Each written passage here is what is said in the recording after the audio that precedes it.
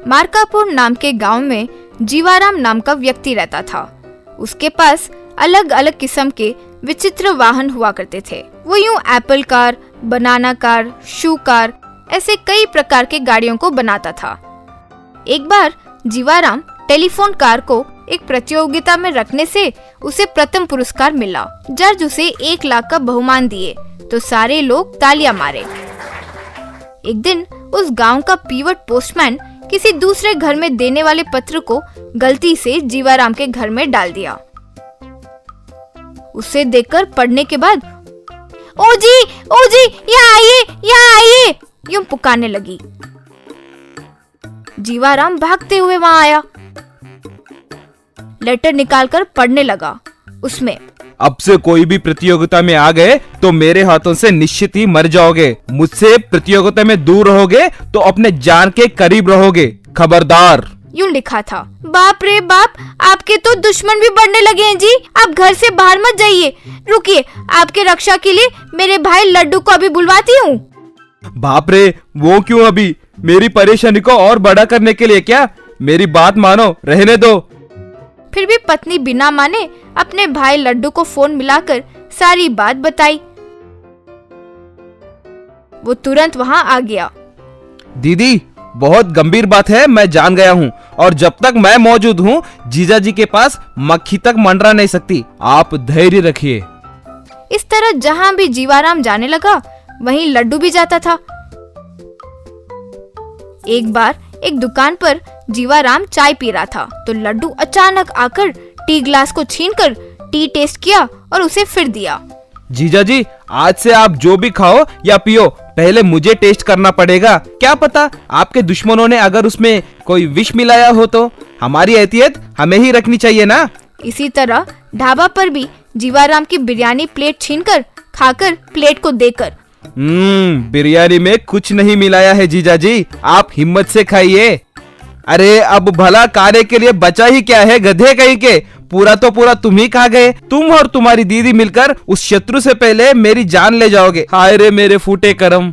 एक दिन जीवाराम का बनाया कार को देखकर लड्डू, जीजा जी आप सच में बहुत महानी है। वैसे ये असली बनाना है क्या? वो असली वाला एप्पल है क्या? अरे मूर्ख इंसान, इतना बड़ा एप्पल बनाना कहीं और मिलता है क्या? और तो और असली वाली चीजों से ऐसा कोई कार बनाएगा क्या? स्टूपिड फेलो, कहकर डांटा। एक बार जीवाराम असली वाले पटाखों से एक ट्रैक्टर बनाया। उसे देखकर लड्डू हैरान रह गया। वाह जीजा जी, ये तो बहुत खूब है, सुपर है। सुपर है तो क्या फायदा रे, प्रतियोगिता में अगर ना ही जा सके तो। इसे अगर प्रतियोगिता में रखें तो जरूर पहला पुरस्कार हमें ही मिलेगा। लेकिन क्या फायदा, प्रतियोगिता का नाम सुनते ही तेरी दीदी जाने नहीं दे रही है। जीजा जी, जब तक मैं हूँ आपको किस बात का डर है? आपका ये टैलेंट पूरी दुनिया को पता होनी चाहिए। दीदी को मैं संभालूंगा। हम प्रतियोगिता जा रहे हैं बस। उन बातों को सुनकर जीवाराम लड्डू को खुशी से गले लगाया। फिर लड्डू पैर पर गिरकर आखिरकार अपनी दीदी को मनवा ही लिया। अगले दिन वे ट्रैक्टर में जा रहे थे तो पूरा गांव उस ट्रैक्टर को आश्चर्य से देखने लगे। प्रतियोगिता में भाग लेने वाले गाड़ियों के साथ साथ जीवाराम ने अपना बनाया वाहन भी रखा। इतने में एक व्यक्ति माइक पर, सबका स्वागत है। हमारे प्रिय जज कुछ ही समय में यहाँ आने वाले हैं। वो आने के बाद हर वाहन की जांच करके विजेता को बहुमान देंगे। ट्रैक्टर के बगल में खड़ा लड्डू, वो जज कहीं का अभी तक नहीं आया? वो आए तब तक वेट करना पड़ेगा। अब्बा, मुझे तो बहुत बोर हो रहा है, क्या करूं? कहकर जेब से माचिस निकाला। इससे कुछ खेल खेलता हूँ। हाँ, इस ट्रैक्टर को आग लगा रहा हूँ। ये नाटक करते हुए एक सेल्फी लेकर फेसबुक पर डाल देता हूँ, अच्छा लगेगा। वैसे भी ये कौन सी असली ट्रैक्टर है, कुछ नहीं होगा। यूं सोचकर माचिस की तिल्ली को जलाकर पटाखे जलाते हुए सेल्फी ले रहा था। बस पूरा ट्रैक्टर फट गया। उसके बगल में खड़ा लड्डू, जीवाराम एकदम काले पड़ गए। रे, ये तुमने क्या किया रे? ट्रैक्टर को क्यों जला दिया? सेल्फी लेने की कोशिश किया जीजा जी। वैसे ये असली पटाखे हैं, ये मुझे कैसे पता चलेगा? पहले ही बताना चाहिए था ना। बस जीवाराम सर चकराकर नीचे गिर पड़ा। एक गांव में संजू और संजना कहकर एक जोड़ा रहता था। वे उनके झोंपड़े के बगल में 1 एकड़ के जमीन में कई तरीके के सब्जी और फल को उगाते थे। टमाटर, कालीफ्लावर, कैरेट, संतरे के पेड़, एप्पल के पेड़, ऐसे सब्जी और फलों को प्राचीन तरीके के अनुसार उगाते थे। उनके लिए कोई कीटनाशक या हानिकारक रसायन का उपयोग नहीं करते थे। ऐसे उगाए हुए सब्जी और फल को वे मार्केट में ले जाकर बेचते थे। ऐसे उनके सब्जी बहुत मजेदार, ताजेदार और सेहत के लिए अच्छे रहने से लोग उनके पास ही ज्यादा खरीदते थे। उनको देखकर उस मार्केट में बड़ा सब्जी दुकानदार डोलाराम को अच्छा नहीं लगता था और बहुत जलता था।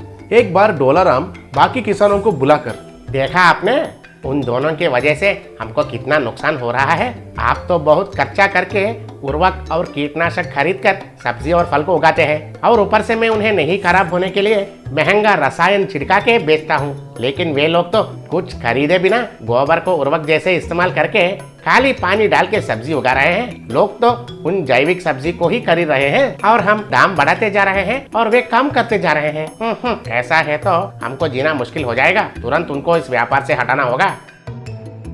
उसमें क्या है, बहुत आसान है। हम सब मिलकर हमारे गांव की मुखिया का जेब गरम करेंगे और वो उनके व्यापार को आग लगा देगा। बस खत्म। एक दिन उस गांव की मुखिया हीरालाल संजू और संजना के घर आया। उनसे हीरालाल, देखिए, आप सब्जी और फलों को नाइट्रोजन पेरोक्साइड, क्लोरोफॉर्म और बेंजोइन जैसे रसायनों को इस्तेमाल करके उगाते हो कहकर पता चला। वो खाकर गांव वाले सब्जी गुनिया और फल मलेरिया और डेंगू आकर बिस्तर पकड़ रहे हैं। अब तुम इस गांव में सब्जी नहीं बेच सकते हो। आप जो रसायन के बारे में बोले उनके नाम तक हमने नहीं सुना। और ये डेंगू मलेरिया तो मच्छर के वजह से आते हैं, सब्जी खाने से कैसे आते हैं? क्यों रे, मुझको ही सिखाते हो? चुपचाप तुम्हारे धंधे को रोक दो, नहीं तो तुम दोनों को मैं जेल में भिजवा दूंगा और नुकसान भरपाई के लिए आपको 1 लाख भरना होगा। वो भी 1 हफ्ते के अंदर भरना चाहिए, याद रखिए, कहकर चला गया।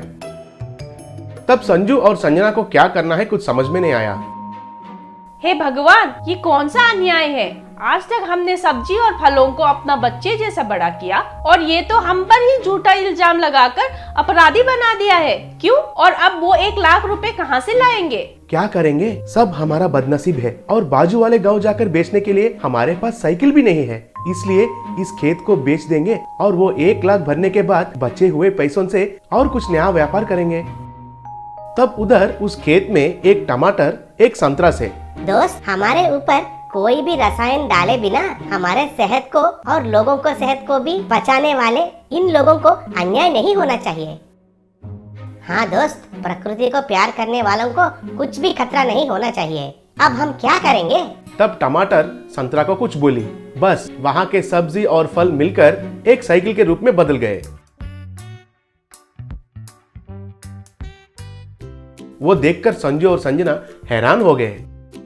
भगवान ने हमको एक और रास्ता दिखाया। आप बगल वाले गांव में जाकर इन सब्जी और फलों को बेचकर आइए। तब संजू तुरंत सब्जी और फलों को थैलियों में बांधकर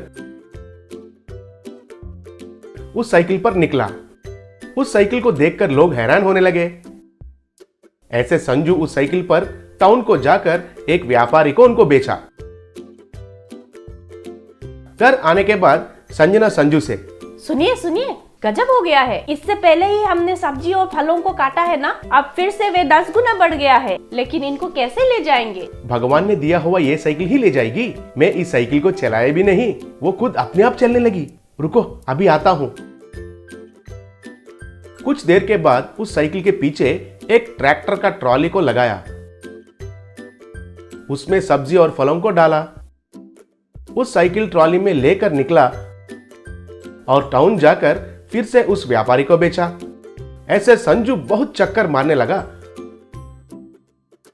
और 2 दिन में 1 लाख कमाया और उन पैसों को हीरालाल को भर दिया। हीरालाल चौंक गया। ऐसे उनके खेत में 1 घंटे में एक बार वो सब्जी उगने लगे और संजू उन्हें उस साइकिल ट्रॉली में ले जाने लगा। बहुत जल्दी वे लोग लखपति बन गए थे, अच्छा सा घर भी बनाए। एक बार ढोलाराम और हीरालाल मिलकर उस साइकिल को चुरा लिया। दोनों उस साइकिल पर जा रहे थे। कुछ देर के बाद वो साइकिल अपने आप रफ्तार बढ़ गया और तेजी से जाने लगा। बाप रे, ये क्या हो रहा है? ये साइकिल तो अपने आप चल रहा है, कंट्रोल नहीं हो रहा है। ये तुम क्या बोल रहे हो? पहले ब्रेक तो डालो। तब वो साइकिल के टमाटर और संतरे के पहिए निकल गए और वे दोनों सड़क के ऊपर मुंह पर गिरकर बेहोश हो गए। तब डोलाराम के पेट के ऊपर टमाटर, हीरालाल के पेट के ऊपर संतरा से। इन दोनों को अच्छे से झलक दिखाया है हमने दोस्त, अब जिंदगी में हमारे पास नहीं आएंगे, चलो घर जाएंगे। कहकर वो साइकिल फिर से संजू और संजना के घर वापस आ गया। ऐसे संजू और संजना उन सब्जी और फलों को सहज रूप में उगाकर उन्हें बेचकर अच्छा से कमाने लगे।